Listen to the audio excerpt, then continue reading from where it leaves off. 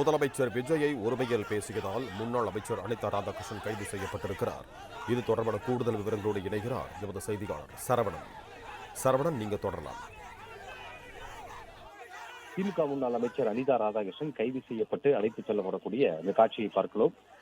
கடந்த மாதம் திருச்செந்தூர் தொகுதியில ஆத்தூர் பகுதியில, தூத்துக்குடி மாவட்டம் ஆத்தூர் பகுதியில முன்னாள் முதலமைச்சர் கருணாநிதியினுடைய பிறந்த நாளை முட்டி ஒரு கூட்டம் ஏற்பாடு செய்யப்பட்டிருந்தது. திமுகவுடைய கூட்டம் ஏற்பாடு செய்திருந்தார்கள். அந்த கூட்டத்துல இவர் தமிழக முதலமைச்சர் விஜய் குறித்து சர்ச்சைக்குரிய வகையில அவர் பேசினார். அவர் ஒருமையில் பேசியது சர்ச்சையானது. இது தொடர்பாக தாவேகா நிர்வாகி உடனடியாக புகார் அளித்தார். தாவேகா நிர்வாகியான தூத்துக்குடி மாவட்டத்தில் நகர செயலாளர் செல்வம் என்பவர் தொடர்பான புகாரை கொடுத்தார். அந்த புகார்ல உடனடியாக காவல்துறையினர் வழக்கு பதிவு செய்தார்கள். வழக்கு பதிவு செய்யப்பட்ட நிலையில் இந்த வழக்கில் கைது நடவடிக்கையை தவிர்ப்பதற்காக உடனடியாக அவர் நீதிமன்றத்தை நாடினார். சென்னை உயர் நீதிமன்றத்துல இன்றைய தினம் அது தொடர்பான வழக்கு வந்தது. அந்த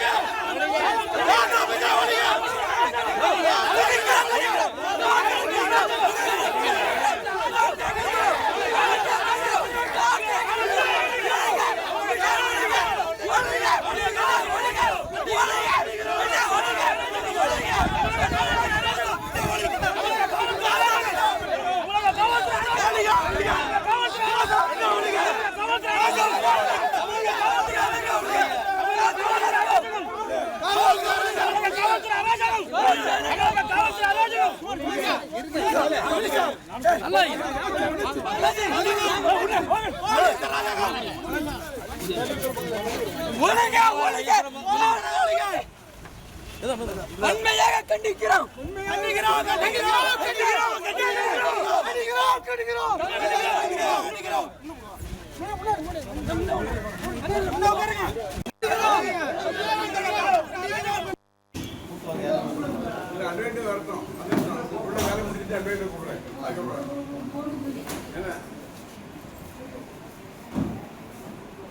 அட்வொகேட் வரட்டும், இந்த வேலையை முடிச்சுட்டு எங்க கூடியில வரும். முதலமைச்சர் விஜயை ஒருமையில் பேசியதால் முன்னாள் அமைச்சர் அனிதா ராதாகிருஷ்ணன் கைது செய்யப்பட்டிருக்கிறார். இதுகுறித்து கூடுதல் விவரங்களோடு இணைகிறார் எமது செய்தியாளர் சரவணன். வணக்கம் சரவணன், உங்களிடம் இருக்கும் தகவல்களை பகிர்ந்து கொள்ளுங்க. தூத்துக்குடி மாவட்டம் திருச்செந்தூர் சட்டமன்ற தொகுதியினுடைய எம்எல்ஏவும் முன்னாள் அமைச்சருமான அனிதா ராதாகிருஷ்ணன் தற்பொழுது கைது செய்யப்பட்டிருக்கிறார். இவர் ஆத்தூர் பகுதியில பேரூராட்சி அலுவலகத்தில் ஆய்வுக்காக அவர் சென்ற பொழுது, தனது ஆதரவாளருடன் ஆய்வுக்காக சென்ற பொழுது தற்பொழுது கைது செய்யப்பட்டு காவல்துறையினரால் அழைத்துச் செல்லப்படுகிறார். அதற்கு அவருடைய ஆதரவாளர்களும் கட்சியினரும் கடும் எதிர்ப்பு தெரிவித்து கோஷமடித்து வருகிறார்கள். காவல்துறையினர் அங்கிருந்து அவரை அழைத்துச் செல்கிறார்கள். அதாவது கடந்த மாதம் இவர் திருச்செந்தூர் அருகில ஆத்தூர் பகுதியில முன்னாள் முதலமைச்சர் கருணாநிதியினுடைய 103வது பிறந்த நாளையொட்டி திமுக சார்பில் ஒரு பொதுக்கூட்டம் நடைபெற்றது. அந்த பொதுக்கூட்டத்தில் கலந்து கொண்டு அனிதா ராதாகிருஷ்ணன் பேசியிருந்தார். அப்பொழுது பேசிய பொழுது தமிழ்நாடு முதலமைச்சர் விஜய் பற்றி ஒருமையில் பேசியதாகவும் அவதூறாக பேசியதாகவும் கூறப்படுகிறது. இது தொடர்பான அந்த வீடியோ காட்சிகள் எல்லாமே இணையத்தில் பகிரப்பட்டு வந்த நிலையில இது தொடர்பாக தாவேகா நிர்வாகிகள் உடனடியாக காவல்துறையிடம் அணுகி தொடர்பாக ஒரு புகாரை கொடுத்தார்கள். அந்த புகார் தொடர்பாக அவர் மீது அனிதா ராதாகிருஷ்ணன் மீது 3 பிரிவுகளின் கீழே வழக்கு பதிவு செய்யப்பட்டது. பொது இடத்துல கலவரத்தை ஏற்படுத்துவது தொடர்பாக போன்று பேசுவது, அதே போன்று பொது அமைதிக்கு குந்தகத்தை ஏற்படுத்துவது போன்று பேசுவது, அவதூறு ஆகிய இந்த 3 பிரிவுகள் கீழே அவர் மீது வழக்கு பதிவு செய்யப்பட்டது. வழக்கு பதிவு செய்யப்பட்டவுடன் அவர் முன்ஜாமீன் கோரி நீதிமன்றத்தை அணுகியிருந்தார். இதனால் அடுத்த கட்டமாக விசாரணைக்கு அவரை அணுகாமல் காவல்துறையினர் பொறுமை காத்து வந்தார்கள். இன்றைய தினம் உயர்நீதிமன்றத்துல அனிதா ராதாகிருஷ்ணன் தொடர்ந்திருந்த அந்த முன்ஜாமீன் தொடர்பான விசாரணையில அந்த முன்ஜாமீன் மனு தள்ளுபடி செய்யப்பட்டது. தள்ளுபடி செய்யப்பட்ட நிலையில்தான் காவல்துறையினர் வழக்கு பதிவு செய்திருந்த அந்த காவல்துறையினர் ஆத்தூர் போலீசார் அவர் எங்கிருக்கிறார் என்று தெரிவித்தனர். அப்பொழுதுதான் ஆத்தூர் பேரூராட்சி அலுவலகத்துல ஆய்வு பணிகளை மேற்கொள்வதற்காக தனது ஆதரவாளருடன் அங்கு இருக்கிறார் என்பது தெரிய காவல்துறையினர் அங்கு சென்றார்கள். காவல்துறையினர் அங்கு சென்று ஏற்கனவே பதிவு செய்யப்பட்ட இந்த வழக்கு தொடர்பாக அவரை கைது செய்ய வேண்டும் என்று தெரிவித்திருக்கிறார்கள். இந்த கைது நடவடிக்கைக்கு ஒத்துழைப்பு அளிக்க வேண்டும் என்றும் அவர் கோரியிருக்கிறார்கள். உடனடியாக அவரும் காவல்துறையினருடன் எழுந்து அந்த கைது நடவடிக்கைக்கு அவர் ஒத்துழைப்பு அளித்து அவர் தற்பொழுது வெளியில் வந்தார். ஆனால் அவருடைய ஆதரவாளர்கள் அங்கு அந்த கைது நடவடிக்கைக்கு எதிர்ப்பு தெரிவித்து கோஷம் அளித்து வருகிறார்கள். இதனால் ஆத்தூர் பகுதியில, தூத்துக்குடி மாவட்டம் ஆத்தூர் பகுதியில அவருடைய ஆதரவாளர்கள் திரண்டிருப்பதனால அந்த பகுதியில் பரபரப்பு ஏற்பட்டிருக்கிறது. திமுக முன்னாள் அமைச்சர் கைது செய்யப்பட்டிருக்கக்கூடிய நிலை, அவரை தற்பொழுது காவல்துறையினர் விசாரணைக்காக அழைத்து செல்கிறார்கள். இது தொடர்பாக ஆத்தூர் போலீசார் ஒரு வழக்கை பதிவு செய்திருந்தார்கள். கடந்த மாதம் நடந்த திமுக சார்பில் நடந்த அந்த பொதுக்கூட்டத்தில் அவர் பேசியது தொடர்பான அந்த வீடியோ ஏற்கனவே இணையதளங்கள் எல்லாம் வேகமாக பகிரப்பட்டது. அதில் தமிழக முதலமைச்சர் குறித்து பேசும் பொழுது அவரை உரிமையில் குறிப்பிட்டு பேசியிருந்ததும் பல்வேறு தரப்பினர் தரப்பிலும் இது கண்டனம் எழுதியிருந்தது. அது மட்டுமல்லாமல் அவர் பல்வேறு நடிகைகள் உள்ளிட்டவர்களிடம் ஒப்பிட்டு அவர் அந்த கூட்டத்தில் அவர் பேசியிருந்தார். அந்த வீடியோக்களின் அடிப்படையில் தான் உடனடியாக தாவேகாவினுடைய நகர செயலாளர் செல்வம் என்பது தொடர்பாக ஒரு புகாரை அளித்தார். ஆத்தூர் காவல் நிலையத்தில் பதிவு செய்யப்பட்ட இந்த வழக்கின் அடிப்படையில் அந்த 3 பிரிவுகளின் கீழே வழக்கு பதிவு செய்யப்பட்டிருந்தது. அதாவது இரு பிரிவினரிடையே ஒரு மோதலை உருவாக்குவது போன்ற பேச்சு, அதே போன்று பொது அமைதிக்கு குந்தகம் விளைவிப்பது தொடர்பான பேச்சு மற்றும் அவதூறு ஆகிய இந்த பிரிவுகளுக்கெல்லாம் கீழ் இந்த வழக்கு பதிவு செய்யப்பட்டது.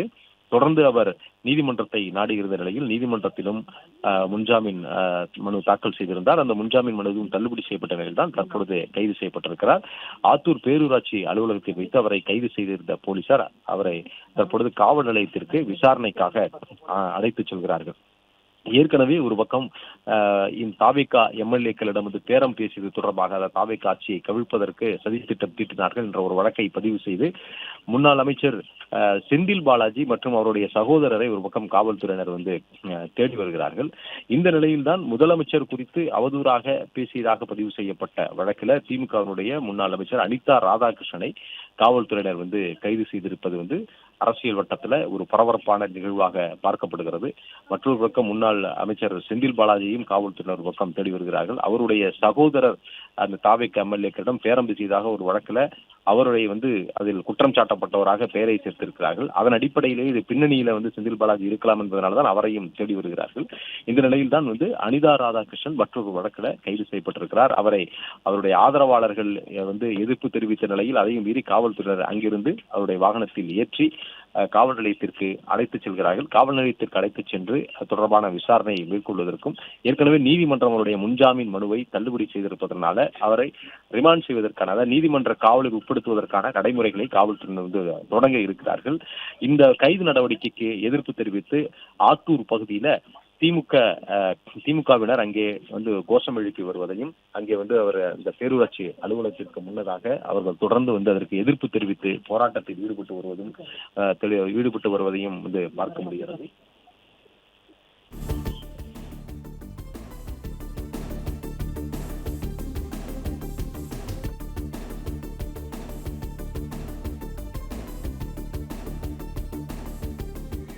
அட்வைட் இல்லாம